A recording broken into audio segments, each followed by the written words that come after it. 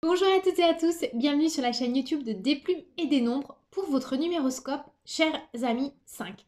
Alors, que vous soyez chemin de vie 5, chemin d'expression 5 ou nombre ressources 5, cette vidéo est pour vous. Alors, pour savoir quels sont les nombres de votre vie, je vous invite à regarder le descriptif en bas de la vidéo, le petit calcul à faire, et vous saurez ainsi de quoi il en retourne. Alors, pour ce mois de mars, qui va vibrer sur le 9, pourquoi? Parce que mois de mars numéro 3 de l'année, avec l'énergie universelle 6, j'arrive sur le 9.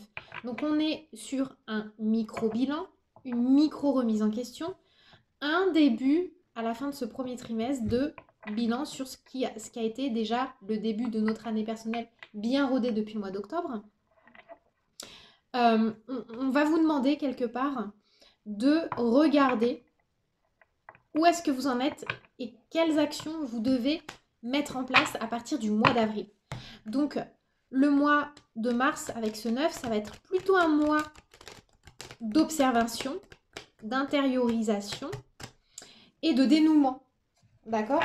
Pour après voguer vers de nouvelles perspectives. Alors, j'ai choisi de vous faire la lecture sur ces numéroscopes du mois de mars avec l'héritage du tarot divin. Je l'adore, je le trouve magnifique.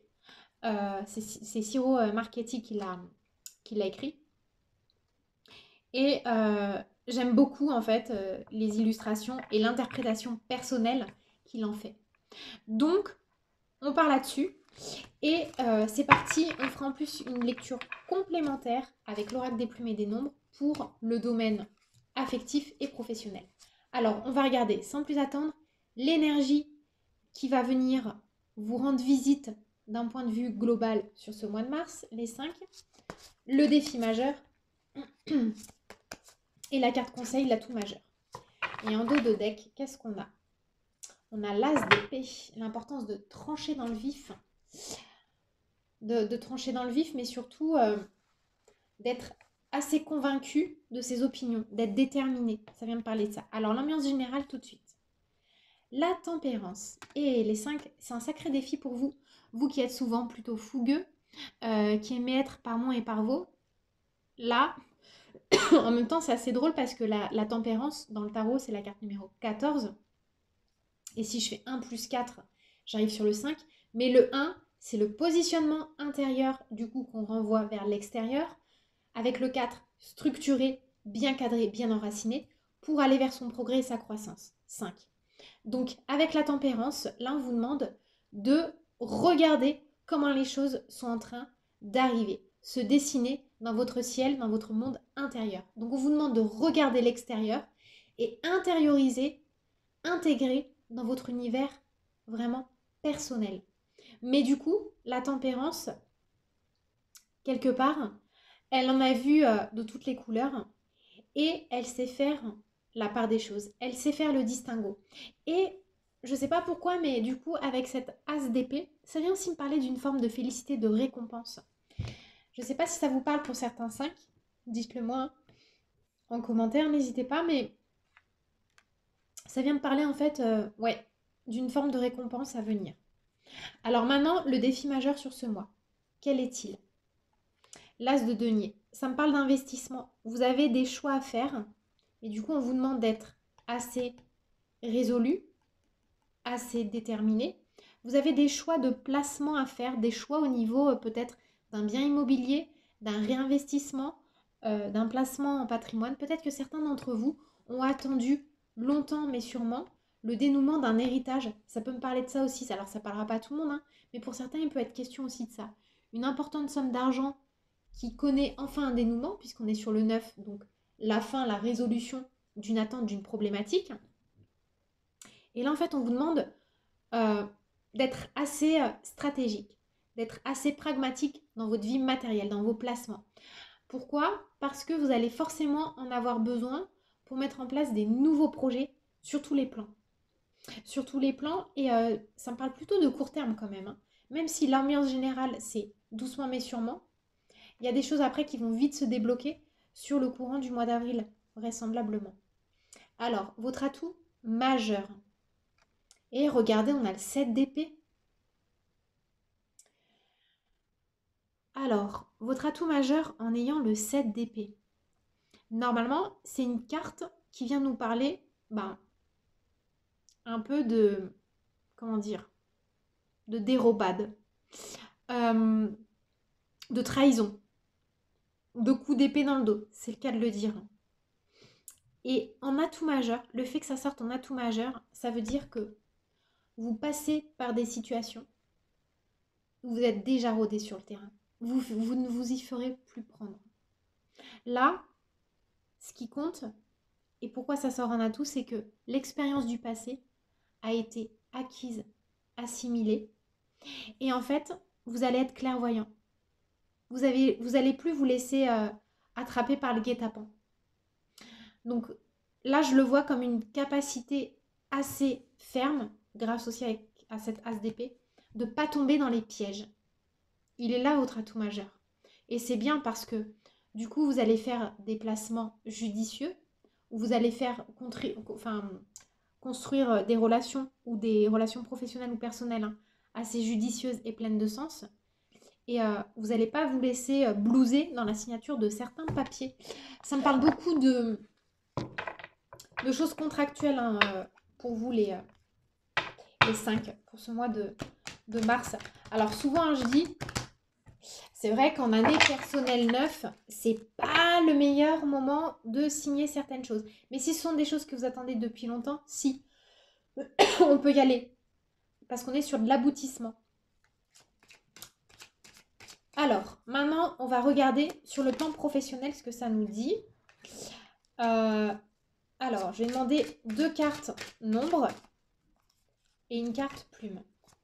La carte plume sera celle-ci et carte nombre, ce sera celle-ci.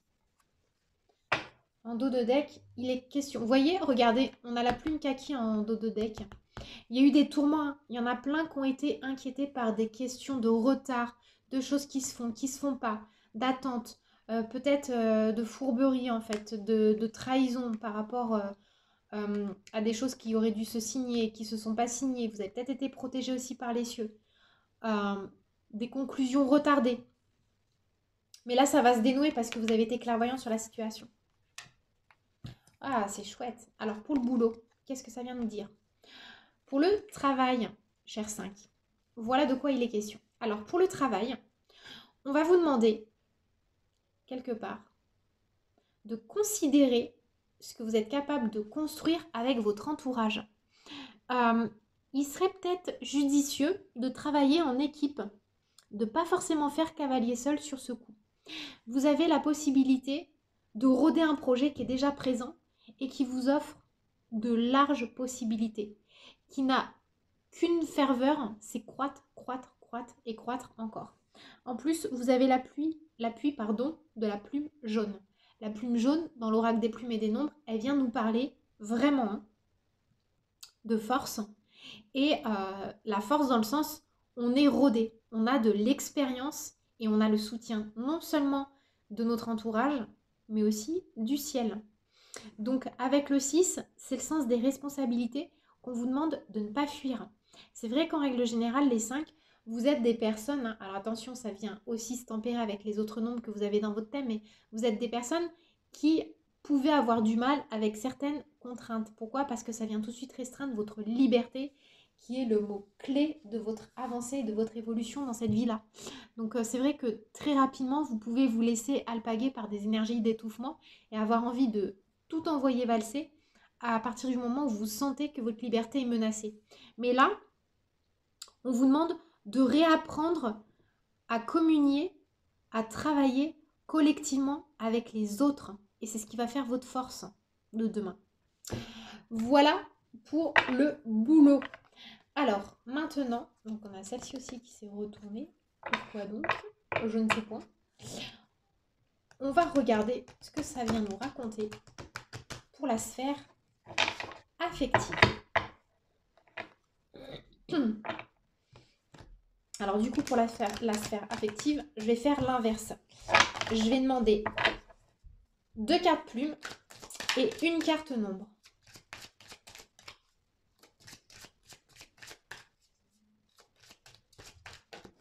Tac. encore une carte. Alors, la carte non bas, ce sera celle-ci. Et la carte plume, ce sera celle-là. Et en dos de deck, et on a la guérison qui arrive avec la plume verte. Alors, de quoi est-il question? Ok. Alors, pour les 5, voilà ce que ça vient me raconter.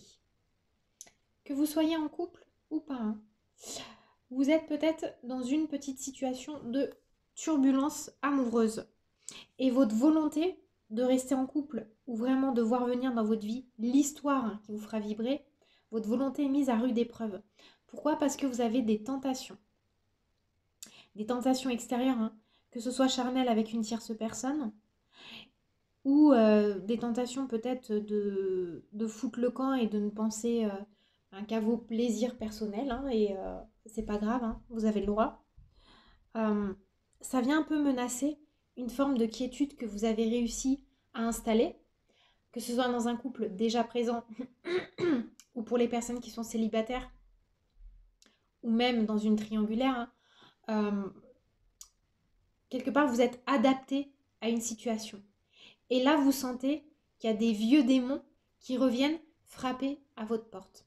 Alors, le meilleur moyen pour sortir de ce mauvais pas, c'est de communiquer. Que ce soit avec votre autre, et j'ai presque envie de dire même avec vos ex. Ou peut-être prendre conseil avec quelqu'un avec qui vous avez une relation un peu difficile par le passé, mais avec qui vous avez peut-être pu réussir à recréer des ponts. Et revenir à des discussions pour venir guérir ce qui n'a pas encore été guéri. D'accord? Parce que vous voyez, derrière, on a le nouveau départ. On a le nouveau départ dans une histoire d'amour, une histoire déjà existante.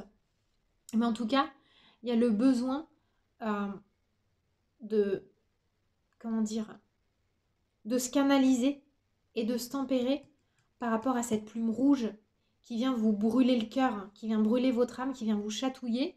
Et pour certains, vous allez avoir peur peut-être de retomber dans des pièges du passé, ou ça peut être aussi la passion, la colère. Donc, il y a quand même un peu l'énergie de je suis mis à rude épreuve, la vie me teste, mais je suis amenée à guérir quelque chose pour un nouveau départ. Donc, c'est quand même plutôt assez positif. Voilà, mes chers 5, pour votre mois de mars. Je vous souhaite un excellent mois de mars. Je vous embrasse et je vous dis à très bientôt.